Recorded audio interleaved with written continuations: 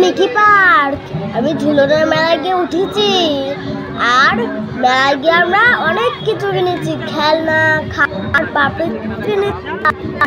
দেখো আমি কত সুন্দর লাগছি, খুব মজা ছিল সেদিন। আমার গোমা, আমি আর আমার মা।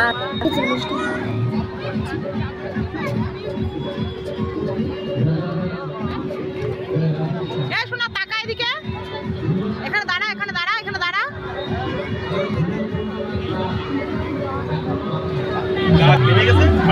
তিনজন একসঙ্গে